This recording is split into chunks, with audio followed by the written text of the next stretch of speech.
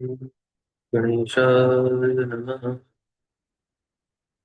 गुरुर्ब्रह्मा गुरुर्विष्णु गुरुर्देवो महेश्वर गुरुर्साक्षात् परब्रह्म तस्मै श्री गुरुवे नमः। त्वमेव माता च पिता त्वमेव त्वमेव बन्धुः च सखा त्वमेव त्वमेव विद्या द्रविणं त्वमेव त्वमेव सर्वं मम देव देव। इस अध्याय में श्री राम का नगर प्रवेश, माताओं से मिलना, राज्य ग्रहण करना तथा राम राज्य की सुव्यवस्था के बारे में बताया गया है। श्री शेष जी कहते हैं, अपनी राजधानी को देखकर भगवान श्री रामचंद्र जी को बड़ी प्रसन्नता हुई। इधर भरत ने अपने मित्र एवं सचिव सुमुख को नागरिक उत्सव का प्रबंध करने के लिए नगर के भीतर भेजा। श्री भरत जी बोले, नगर के सब लोग शीघ्र ही श्री रघुनाथ जी के आगमन का उत्सव आरंभ करें। घर घर में सजावट की जाए, सड़कें झाड़ बहार कर साफ की जाएं और उन पर चंदन मिश्रित जल का छिड़काव करके उनके ऊपर फूल बिछा दिए जाएं। हर एक घर के आंगन में नाना प्रकार की ध्वजाएं फहराई जाएं, प्रकाश का प्रबंध हो और सर्वतोभद्र आदि चित्र अंकित किए जाएं। श्री राम का आगमन सुनकर हर्ष में भरे हुए लोग मेरे कथनानुसार नगर की शोभा बढ़ाने वाली भांति भांति की रचना करें।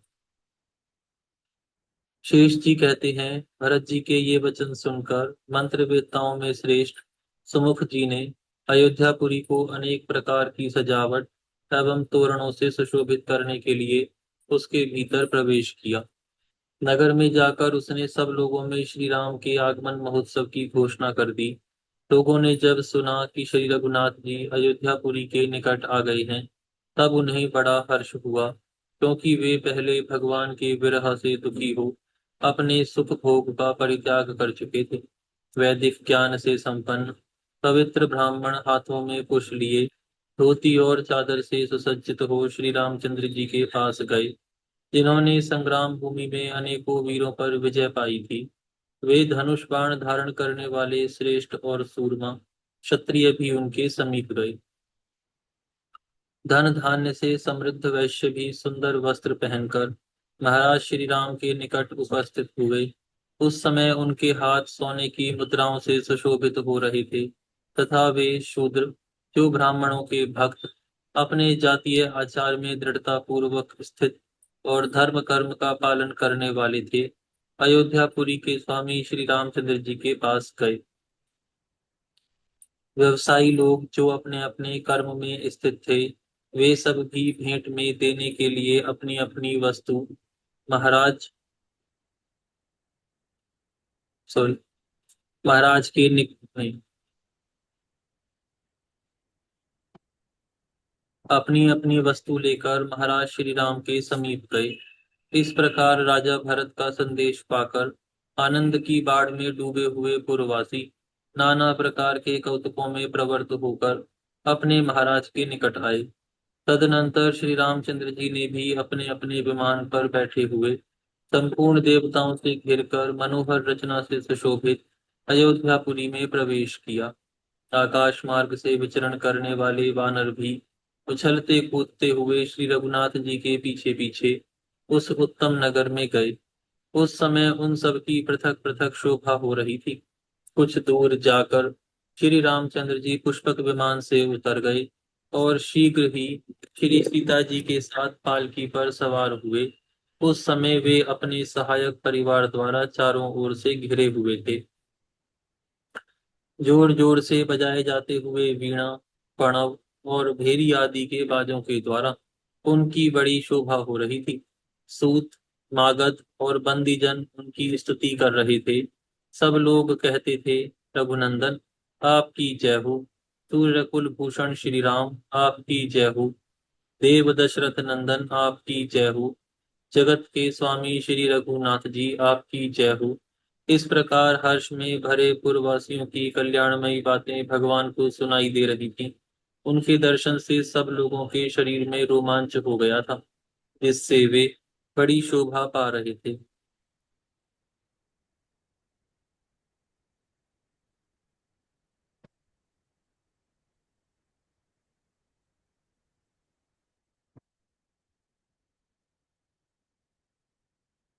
क्रमशः आगे बढ़कर भगवान की सवारी गली और चौराहों से सुशोभित नगर के प्रधान मार्ग पर जा पहुंची, जहां चंदन मिश्रित जल का छिड़काव हुआ था और सुंदर फूल तथा पल्लव बिछे थे। उस समय नगर की कुछ स्त्रियां खिड़की के सामने के छज्जों का सहारा लेकर भगवान की मनोहर छवि निहारती हुई आपस में कहने लगी। पुरवासिनी स्त्रियां बोली, सखियों, वनवासिनी भीलों की कन्याएं भी धन्य हो गईं, जिन्होंने अपने नीलकमल के समान लोचनों द्वारा श्री रामचंद्र जी के मुखारविंद का मकरंद पान किया है। अपने सौभाग्य से इन कन्याओं ने महान अभ्युदय प्राप्त किया है। अरे, वीरोचित तेज से युक्त श्री रघुनाथ जी के मुख की ओर तो देखो, जो कमल की जो कमल की सुषमा को लज्जित करने वाले सुंदर नेत्रों से सुशोभित हो रहा है।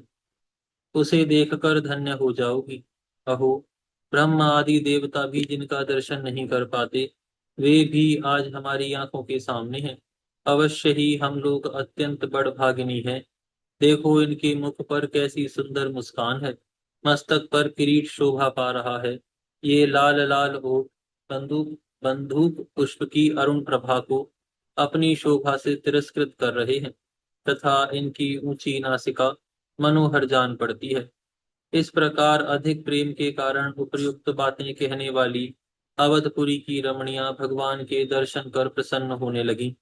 तदनंतर जिनका प्रेम बहुत बढ़ा हुआ था, उन पूर्ववासी मनुष्यों को अपने दृष्टिपात से संतुष्ट करके संपूर्ण जगत को मर्यादा का पाठ पढ़ाने वाले श्री रघुनाथ जी ने माता के भवन में जाने का विचार किया। वे राजाओं के राजा तथा अच्छी नीति का पालन करने वाले थे। अतः पालकी पर बैठे हुए ही सबसे पहले अपनी माता केकई के घर में गए। केकई लज्जा के भार से दबी हुई थी, अतः श्री रामचंद्र जी को सामने देखकर भी वे कुछ ना बोली, बारंबार गहरी चिंता में डूबने लगी। सूर्यवंश की पताका फहराने वाले श्री राम ने माता को लज्जित देखकर उन्हें विनययुक्त वचनों द्वारा सांत्वना देते हुए कहा। श्री राम बोले, माँ, मैंने वन में जाकर तुम्हारी आज्ञा का पूर्ण रूप से पालन किया है। अब बताओ, तुम्हारी आज्ञा से इस समय कौन सा कार्य करूं? श्री राम की यह बात सुनकर भी केकई अपने मुंह को ऊपर न उठा सकी।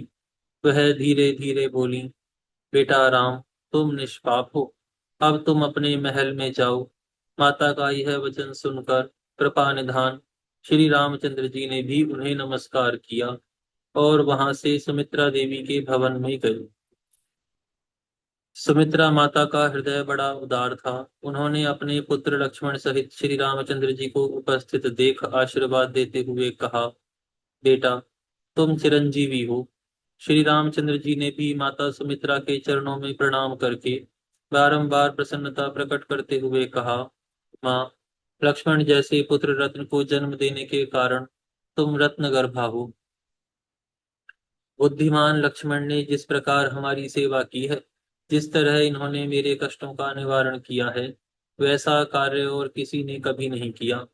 रावण ने सीता जी को हर लिया, उसके बाद मैंने पुनः जो इन्हें प्राप्त किया है, वह सब तुम लक्ष्मण का ही पराक्रम समझो। ऐसा कहकर तथा सुमित्रा माता के दिए हुए आशीर्वाद को शिरोधार्य करके वे देवताओं के साथ अपनी माता कौशल्या के महल में गए। माता को अपने दर्शन के लिए उत्कंठित तथा हर्षमग्न देख भगवान श्री राम तुरंत ही पालकी से उतर पड़े और निकट पहुंचकर उन्होंने माता के चरणों को पकड़ लिया। माता कौशल्या का हृदय बेटे का मुंह देखने के लिए कंठा से विहल हो रहा था। उन्होंने अपने राम को बारंबार छाती से लगाया और बहुत प्रसन्न हुई।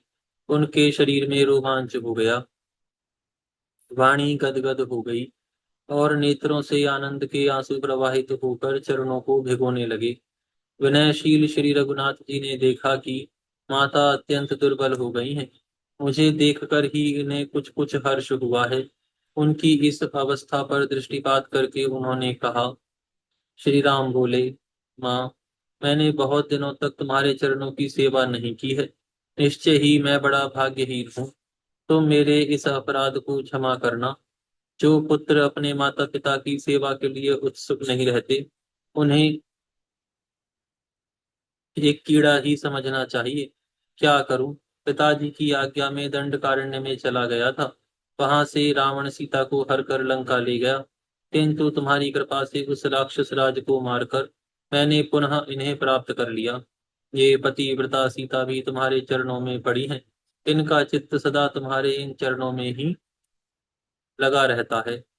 श्री रामचंद्र जी की बात सुनकर माता कौशल्या ने अपने पैरों पर पड़ी हुई पतिव्रता बहू देवी सीता को आशीर्वाद देते हुए कहा, माननी सीते, तुम चिरकाल तक अपने पति की जीवन संगनी बनी रहो। मेरी पवित्र स्वभाव वाली बहू, तुम दो पुत्रों की जननी होकर अपने इस कुल को पवित्र करो। बेटी, दुख सुख में पति का साथ देने वाली तुम्हारी जैसी पतिव्रता स्त्रियां तीनों लोकों में कहीं भी दुख की भागिनी नहीं होती। यह सर्वथा सत्य है।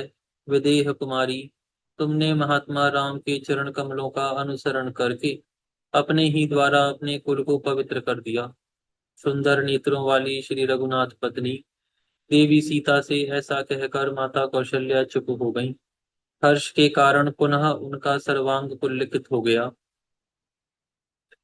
तदनंतर श्री रामचंद्र जी के भाई भरत ने उन्हें पिताजी का दिया हुआ अपना महान राज्य निवेदन कर दिया।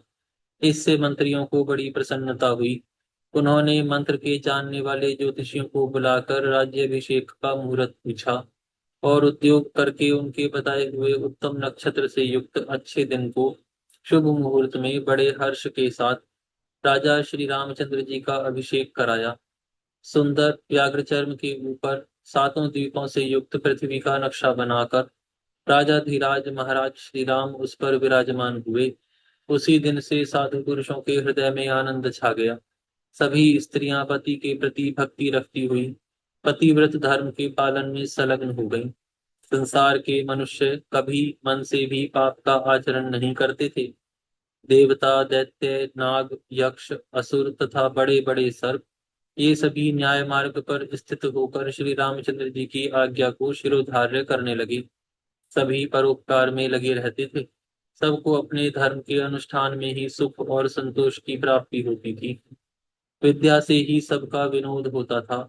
दिन रात शुभ कर्मों पर ही सबकी दृष्टि रहती थी। श्री राम के राज्य में चोरों की तो कहीं चर्चा ही नहीं थी। जोर से चलने वाली हवा भी राह चलते हुए पथिक के सूक्ष्म से सूक्ष्म वस्त्रों को भी नहीं उड़ाती थी। कृपा निधान श्री रामचंद्र जी का स्वभाव बड़ा दयालु था। वे याचकों के लिए कुबेर थे। यहाँ पर यह अध्याय पूर्ण होता है। आज हम यहाँ विराम करते हैं, फिर कल से प्रारंभ करेंगे। हे गौ माता, आप सभी देवी देवताओं की माता, सभी पुण्य का पुण्य, सभी तीर्थों का तीर्थ है। हम सभी आपको दंडवत प्रणाम करते हैं। आपकी कृपा सदैव हमारे ऊपर बनी रहे।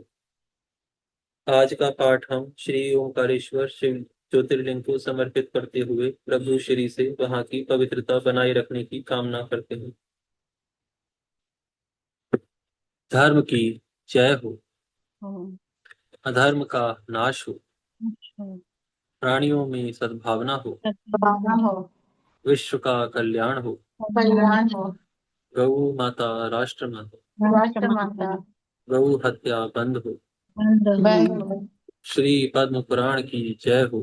जय हो, आज के आनंद की जय हो। जय हो, गंगा मैया की जय हो। जय हो। नमः श्री पार्वती पतये हर हर महादेव। जय जय श्री राधेश्वर। जय जय श्री राधेश्याम। नमो नारायण। नमो नारायण। नमो